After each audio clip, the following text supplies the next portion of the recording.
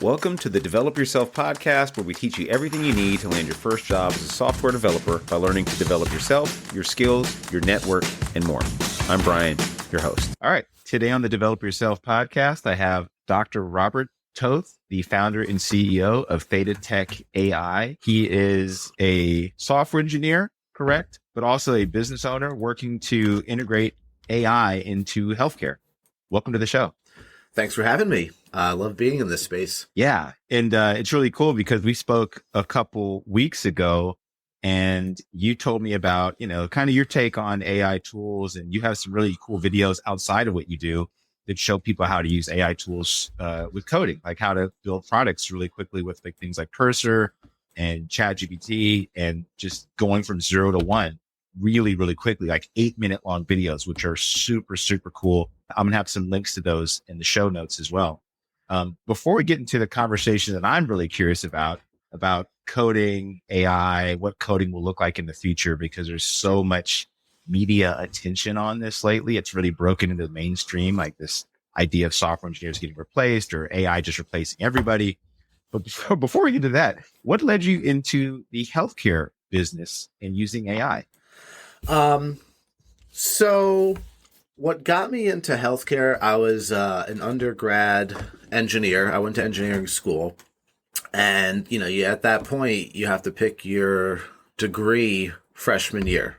You don't get to wait a year and try things out. So Okay. I'm touring all these labs of all the different types of engineering, and the biomedical lab is just doing some cool futuristic stuff. It's finding cancer on 3D MRI scans, and I'm like, I want to do that. And I went all the way through school and then was like, you know what? I'm going to keep pushing my skills in AI to push the healthcare world and try to get really cool detection, cancer, robotics, all that stuff. Amazing. So, Okay. I always felt like, you could use your coding skills for anything. Right. Why not do it for something like healthcare, where you're going to potentially save some lives if you write really good code? That's awesome. Yeah, I like that a lot, because I actually thought you were more on the business end, but I've seen your videos and I've seen some of your posts on LinkedIn, and you're super technical, obviously. I mean, I saw the code you're writing. I'm like, oh, this guy he knows a lot, And so you decided to get into this field. Did you start like as an individual contributor, like writing code for companies, and kind of what led you to start your own company? No, I've never actually worked for a company before. Whoa. Right. I finished my PhD at the end of 2013 and with a focus on healthcare AI. And I was like, you know what? Why not? Let me start my own company. And now that's Theta Tech. That's 11 years later. And I was just like, I can build really useful, custom medical AI systems for clients. And I want to run a business. Didn't ever wanted a boss. And here I am. That's really cool. What makes the healthcare industry specifically ripe for like AI technology? Because people really, like, everyone has someone who's ill in their family to some degree. People really like the idea of, it's easier to sell it because people want to get better and they just want the best technology to help their grandma live longer. Mm-hmm. So when you're building products, it's actually maybe not so right because it's very regulated.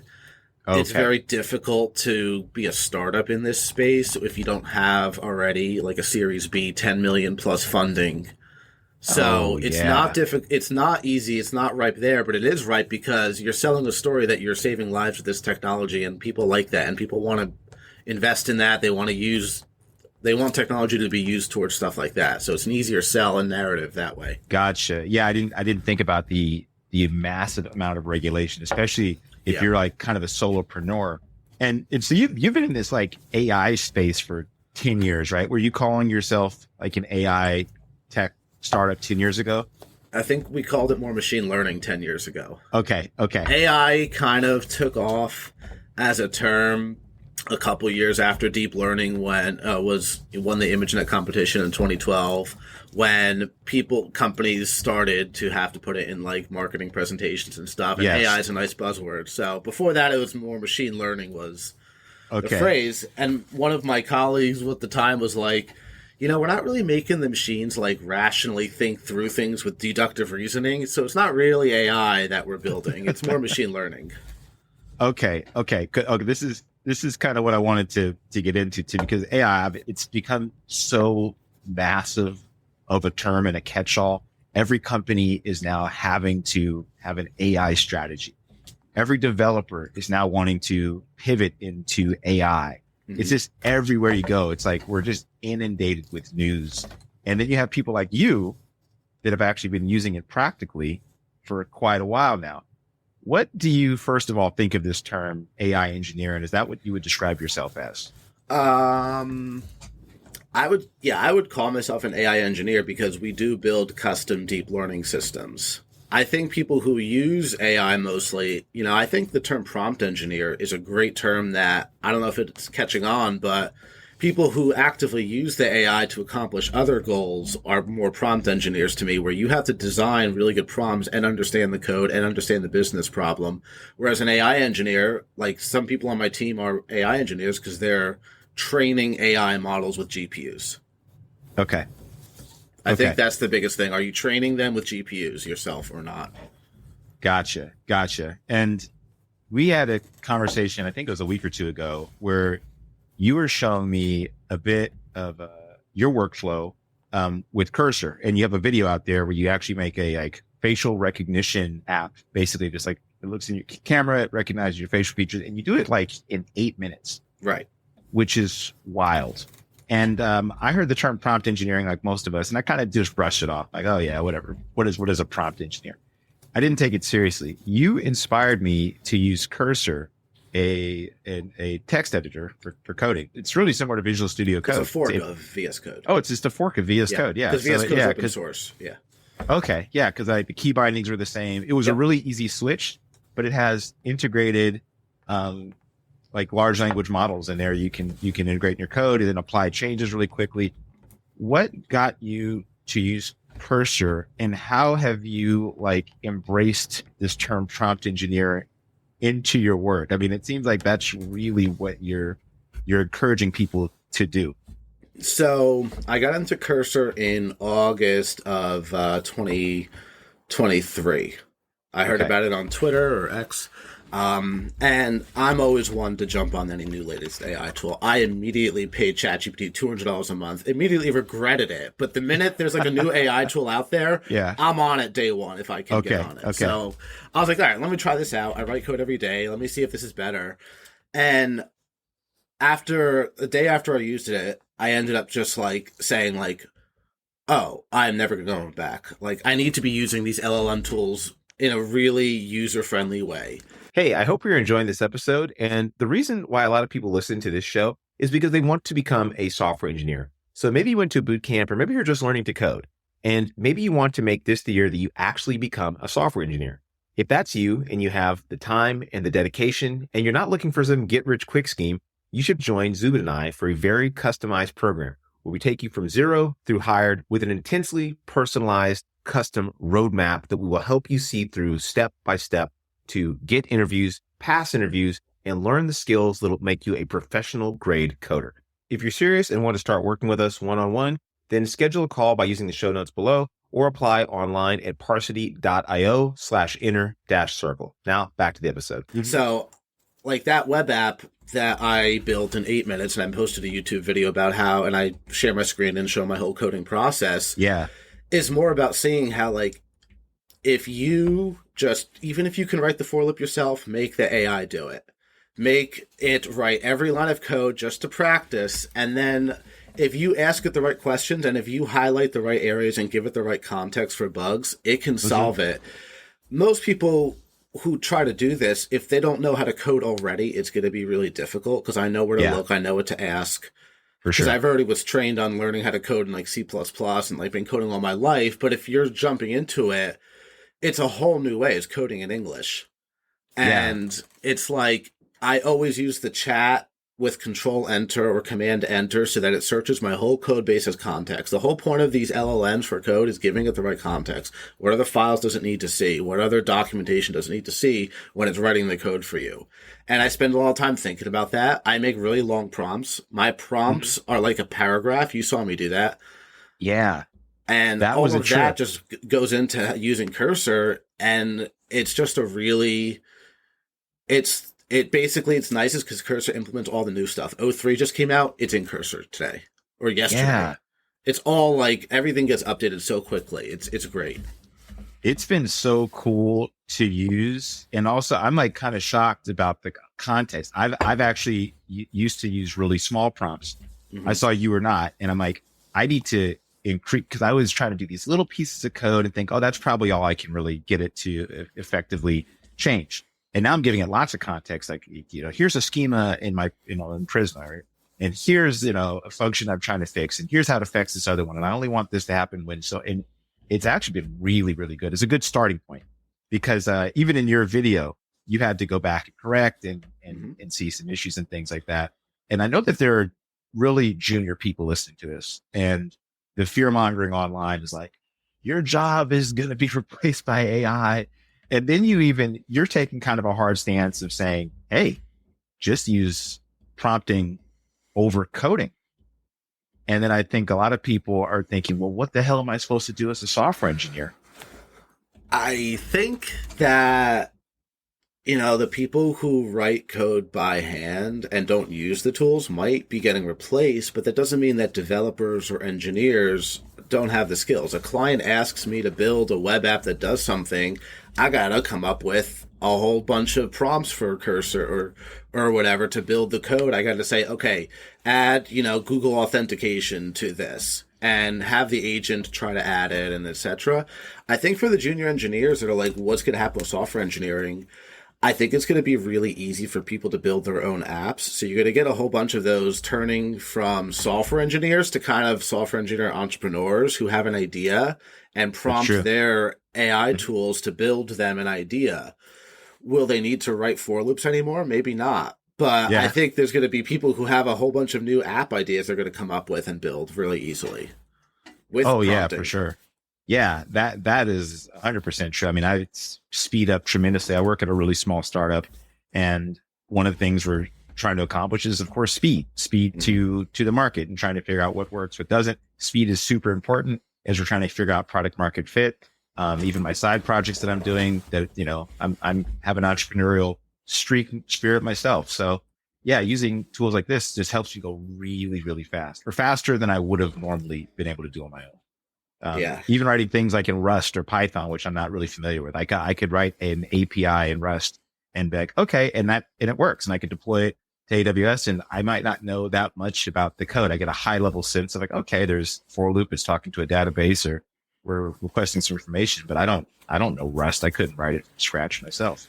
Yeah, and I think then in a situation like that, the key is to know enough about engineering or development where you might say, hey, add a cache or some advanced feature or job queue to this API. Still need to know you don't need to know the language of Rust. You just need to know what to ask for, right?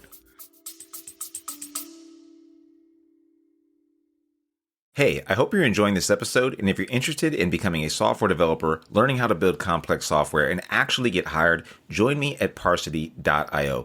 If you're serious about joining, just schedule a call with me by clicking the link in the show notes below. Exactly. And I feel like also the higher you get into a career as a software engineer, the CTO probably doesn't know how to write React code, right? Or like your team lead's not going to know like every single language that the entire organization might be using. There's going to be the web team, maybe the data science team, and they may be overseeing, different teams that they don't exactly know what they do. They couldn't work in the day to day of those teams. It feels like AI is kind of pushing us in that direction to kind of be like a mini manager over our code, where you have to have some idea of like system design and some good best practices, and also just know like what does good code look like to make it modular, extensible, whatever. I mean, you could probably do something like get Bob Martin's book, like a summary, and give that to Cursor and saying, here's how I want you to write code, and then kind of tell it here are best practices or whatever. Yeah. Here's a nice PDF of good design patterns or something. Exactly. But what about people that are what about the person like, I'm just learning to code? Because I've seen this too. I worked with people that are learning to code and want to switch careers, and I've seen some people that they couldn't do a for loop, but yet they'll like turn in something like they'll say, hey, I want to be in your program. I'm like, oh, cool. What have you done? And I look at their GitHub repo. I'm like, wow, this is actually kind of impressive that you've written this. And then I'll ask them like, you know, hey, let's do a quick exercise together. And they couldn't write a for loop. I'm like thinking, wow, you've composed all this code with an LLM, but you don't even know the basics. And I'm like, but now I'm wondering, is this important, or can they get away with this? My opinion is they can't really get away with just skipping over all these basics, but I don't know. What's your take on that? Well, I think realistically, the future generations are gonna. I think that, you know, we're kind of in the change period, and I don't want to be like the old dinosaur who doesn't embrace the new thing. So maybe they can't write a for loop, but maybe the next generation of coders don't write for loops. They code everything in English, and they get really good at producing results rapidly. Is it going to be seen as like antiquated knowledge of system design, the way we don't care about assembly anymore? Or maybe we have to educate people on the best principles of coding, modularization, reusability, what is an API, just like understanding it, but maybe not the dictation or the exact syntax of the individual languages will matter. I could totally see that. That's an interesting one, because you're right. Like there has to be some like higher level knowledge. Like it'd be a dangerous world, I can imagine, where somebody's like press a button and go from idea to deploy to the web somehow. And then there was like zero security or something. I have an app that I've just kind of prompted and now it's deployed. And if you have enough money, power, time, that you could do something fairly dangerous or mess up your users. I guess there's nothing really stopping people from doing that right now though anyway. Yeah. Let's set up the right agent today, and yeah, you could already do this kind of stuff. I think the security will come in from who receives that app, who lets it into their ecosystem. Like, this is true. Yeah, I mean, you post a torrent somewhere, you know, not every website's going to host that torrent, the information, right? You know? Yeah. That's a good point. So anyone can make a fake iPhone APK app or Google Android one, post it as a torrent. It's in the wild. It's anonymized. Done. You know, that could be done today. Have an agent write it. That's true. Yeah, that's a good point, because I just realized, Mike, when I was speaking, I'm like, wait a second, you could do exactly that today. We have the technology. Yeah, there's already enough bad software out there that people have handwritten anyway. So now we're just yeah, you know, what if the average quality of code goes up? That would be interesting. I mean, we look at what LLMs produce, and I have to imagine that is the like average of yeah, it's of not code. great though. You know, I think a lot of times what I have to do is find the right system prompt. So whenever I load up a new Cursor project, the first thing I do is build a .cursor rules file. And that is your system prompt. And I'll say, here are best practices. Do duplication in the code, modularize things, make function names with this style, you know, add log messages. I'll tell it what it needs to do. They're kind of like blank slates right now. And the skill of the engineer or developer might come in. How good is his prompt? Like, do you throw that whole book, like you were saying, into that system prompt? Right. Yeah. Can I steal your Cursor rules and add them in the show notes? I'm sure people would. Absolutely. I host it on a public GitHub.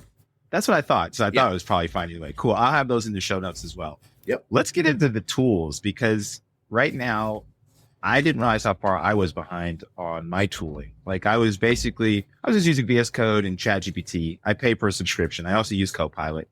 Hadn't really done anything else or thought much more beyond, you know, dumping some code for styling purposes into ChatGPT and saying, hey, style this with Tailwind. I wasn't doing anything advanced or very interesting with it. Could you walk me through a little bit of your workflow with how you use AI tools, some of the services you use, just kind of your, you know, day to day with how you use it? Sure. Anything I'm starting with, I usually start with Perplexity. Even coding stuff, Perplexity, Scan, Stack Overflow, whatever. I might say, okay, hey, I have an app that looks good on a tablet but doesn't look good on mobile. It uses React. Here are some of the CSS settings, whatever. You know, is there another mobile library I might want to use instead of React Native or something? And it'll Perplexity go. Or I'll say, hey, I need to add, you know, encryption or authentication to something. You know, Perplexity is the first stop. Then I get into Cursor. I load up the project. I create the Cursor rules file that has a really nice system prompt I've developed over the last few months. And if I'm starting with a blank slate, I'll just press Control K in Cursor and say, make me a basic Python script that shows a website. You know, I'm really granular. I'll just do one thing at a time. I one thing I'm different of other people is I don't ask the AI to do it all at once. So it does something basic, and then what I'll do is I'll make another file called context.txt and just kind of describe what I'm going to do next. After that, I go into Cursor and I open the chat and I say, great, we have authentication, or we have a website running, turn on my webcam on that website. And I'll click on Composer, I'll click on Agent, because I love trying the new tools and the Agent's fun. And you just press go and it writes the code for me. And then I'll test it and I'll say, hey, that didn't work. It chose the wrong webcam, whatever it was. This is why I think it was wrong. Fix it. Yeah. And then it tries to fix it. And then I just continuously iterate through that process for 8 hours in a row. Okay. Do you purposely try not to code? I think I know the answer to this, but I am intentionally trying not to code. To be fair, I've spent 20 years of my life coding in C++, Python, MATLAB, C, every Java, whatever. So like I put my 10,000 hours plus a plenty in already. So I don't know if I'm recommending that, but at this point, I, just to practice getting good at the tools, try to avoid writing any code myself if I can avoid it. If I need to do something basic, that's when you highlight a little section of code and press Control K and say, add logging to this few lines. It's like little snippets of stuff, or I'll say, turn this for loop into list comprehension. But I know what that means. I know why I would want to turn a for loop into list comprehension because I've developed before for plenty of years. But that's what I'll do for little snippets. And then for larger features, I'll go into the Cursor chat or the Cursor agent and just try not to write any code myself if I can avoid it, just to practice, right? We got to get better at these tools. I agree with you. I mean, to be honest, I changed my mind from between our last conversation and now. Since I've been using it, I've been actually really trying harder not to code because one, I want Cursor, I think, to get better at working with me and having better context with the code that I'm working with. But also, just individually, I just see the benefit of using these tools to get faster and to offload a lot of work and to help me also describe what I want to do. This is also, I think, important because a lot of times I'm like, wait, what is it that I'm doing? Sometimes I get like too lost in this. Like I'm just writing code and trying to figure out things as I go along. And if I took a step back and really thought, what am I really trying to accomplish here? And what do I need to keep in mind? And I feed that to the LLM.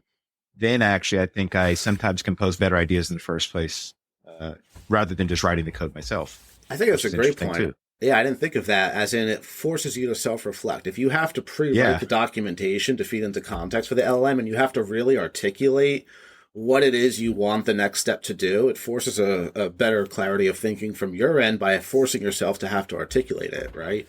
Yeah, that's been a really cool benefit. And I've written this before that a lot of software is just writing. Like people get too caught up, like there's coding, of course, but like we have to communicate our ideas to others. We have to write documentation. We're writing tests. We're writing emails to some dude in marketing explaining what the code is doing. So getting good at communication is key. And I think that this is also another benefit of using these tools. You wrote a post, which I really like, by the way. It says, that's it, folks. Roll it up. All doctors are going to be replaced by AI. And it's in response to an unnamed individual that was saying that, hey, in 10 years, 90% of medical specialties will be replaced by AI robots. And when I'm on YouTube, I go to these YouTube rabbit holes. And if you pick the wrong YouTube channel, you go in a spiral. You do. Right? Well, it's like 2 a.m. Oh my God. It's like every job will disappear by 2030. The end is coming. Software is replaced. Doctors replaced. And I think that because I'm in software, you are too, but I tend to only see software engineers freaking out about this AI revolution. It's starting to bleed over into other sectors. I think a lot of people are very, very nervous. How reasonable, how realistic do you think this is? I think, all right. So I think my opinion is not the main line. I think the main line follows what people like Sam Altman and the leaders and maybe Elon Musk and like other tech billionaires, etc., that hey, we're building AI that can replace all knowledge work, all white collar work, anything, accountants. Who needs accountants? You have the AI agent. Lawyers, accountant. screw it. Yeah. Who needs any of that? It's going to replace it all. And I think they're trying to push in that direction. But what I suspect happens is any technological revolution is people find different jobs, new types of jobs are created. So the individual might get penalized. You have automatic self-driving trucks. The individual truck driver might get screwed over.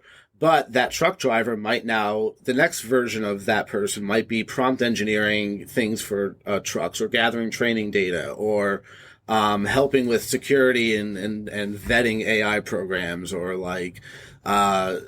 just like little things like that there might be new jobs created. Now, maybe I am wrong and AGI will just truly replace all white collar work and there's going to be nothing for us to do on a computer. So it's not that can't happen. I just see boots on the ground. It's not. Yeah. And I mean, I don't know enough to know, but also I think that planning for a future where I don't know. I'm like, I don't know what to tell people when they ask these things. Like, will I be replaced? Like, if you are, then we are. I don't know if all white collar professionals are replaced, and I think we're in a much more scary place, and also have to just figure it out. I mean, humanity will have to figure out what's next if that truly is the Maybe case. It'll be an attention economy where we're all on TikTok dancing for each other, and that's the new trading data for AI. I've heard versions of this. Some people are like, oh, well, I'll just become content creators. And trust people like that's the last freaking thing. I think we'll have bugs at scale, or we'll have so much AI generated code that we'll have crazy bugs at scale, and we'll all have to become professional debuggers. Yeah, nothing. Or maybe or something like that. Bug bounties. Maybe the AIs will create bounties for us to do stuff it needs. Gather more training data, find bugs. It'll offer bounties, and that's what'll keep us entertained and working. Who knows? Like that's the funny thing. I just think I see it. I don't see it that way. I do see it as a tool. I see it as a fancier toolbox, maybe the Swiss Army knife digitally of the future that can do anything. Maybe it's like electricity where we're all going to get an outlet in our house, too cheap to meter. We plug it in and we get an AI chatbot power and whatever ideas we want to do. Maybe it will be I just see it, maybe it'll be like a new instrument and we all have to get better at playing it.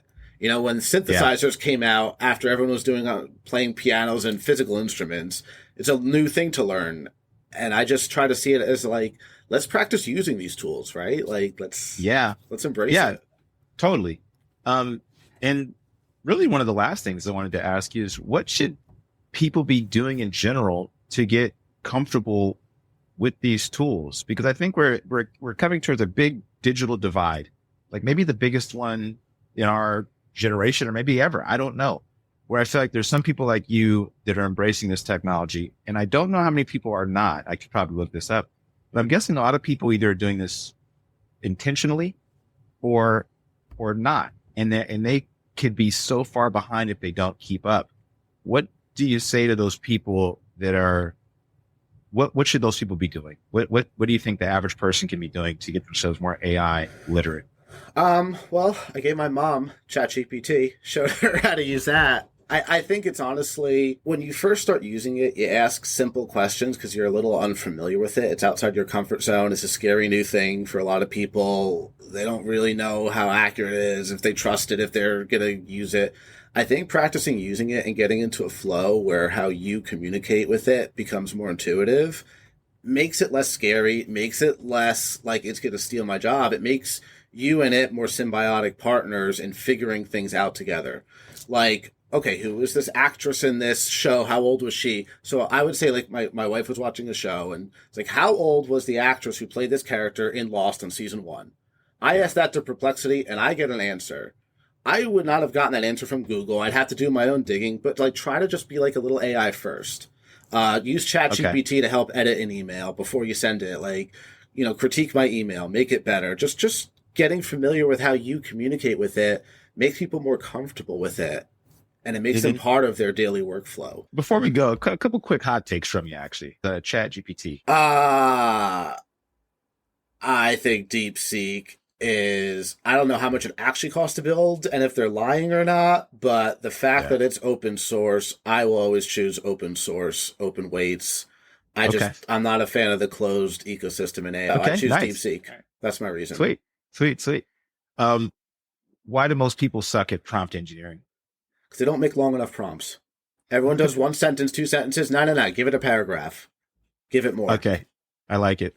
That's, I definitely needed to hear that one. That was my big mistake. LinkedIn versus X. Oh, X is way more fun, but you don't make as much sales as you do on LinkedIn. So for my business, I post on LinkedIn. For personal, I post on X. You get the latest AI info from X, though. I just want to say, I think you get the latest AI info breaks on X first. Oh, yeah. X is always got more cutting edge technology news for sure. It's LinkedIn is crazy. LinkedIn's downstream of X with that. Yeah. But yeah. it's wild. Python versus C++. Oh, I personally love C++, but I'm running a business, so we always use Python because it's more practical. Right. Hey, Vin, I really appreciate having you on the show today. I'm going to have links to your videos, your Cursor file, and also your whatever other social media people can contact you. Where can people find you to contact you and potentially partner with you in your business? My website, thetatech.ai, has a contact form that'll go right to me. You can also find me as Robert Toth, PhD, on LinkedIn. Thetatech.ai is our website, and then LinkedIn, you can search for me and contact me there. Awesome. Yeah, I have all that in the show notes. Thanks again for being on the show. Really appreciate it. That'll do it for today's episode of the Develop Yourself podcast. If you're serious about switching careers and becoming a software developer and building complex software and want to work directly with me and my team, go to Parsity.io. And if you want more information, feel free to schedule a chat by just clicking the link in the show notes. See you next week.